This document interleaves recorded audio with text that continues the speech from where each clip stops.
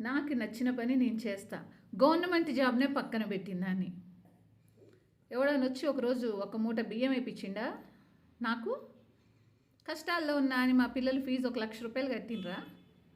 ప్రతి తల్లి నేనే కదా చూసుకునేది. వచ్చి ఎవడైనా హాస్పిటల్‌లో ఉండి నాకు ఆరోగ్యం బాగోతే ఒక ఇడ్లీ, ఒక బ్రెడ్ తీసుకొచ్చి పెట్టి ఒక టీ ఇచ్చారా?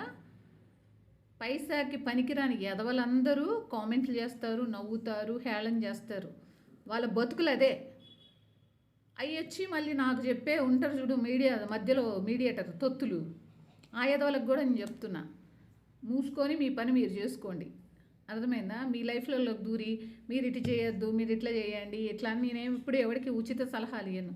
చేతనైతే పద్ధతిగా ఉండండి, పిల్లని క్రమశిక్షణ పెంచండి, ఆడపిల్లలు జాగ్రత్తగా ఉండండి, ధైర్యంగా ఉండండి, నీతి నిజాయితీగా ఉండండి అని చెప్తా.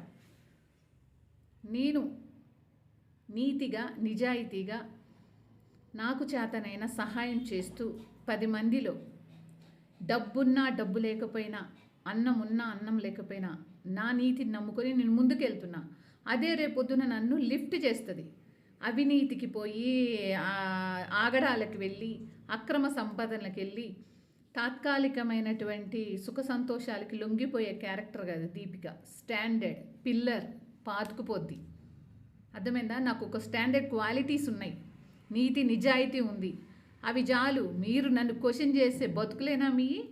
ఒకసారి ఆత్మ పరిశీలన చేసుకొని నా ముందు నా క్యారెక్టర్ మీద మీ అందరు దిగదుడుపు. నా వేసుకున్న చెప్పు కంటుకున్న ధూళితో కూడా సమానం కాదు. నా అంత నిజాయితీగా ఉన్నారా మీరు? ఎవరిని మోసం చేయకుండా, అబద్ధం ఆడకుండా, దొంగ సొమ్ము తినకుండా అన్న ఎదవలు అక్కడే ఉంటారు. తాగుబోతులు, వ్యభిచారులు. నన్ను అనే స్థాయా మీది?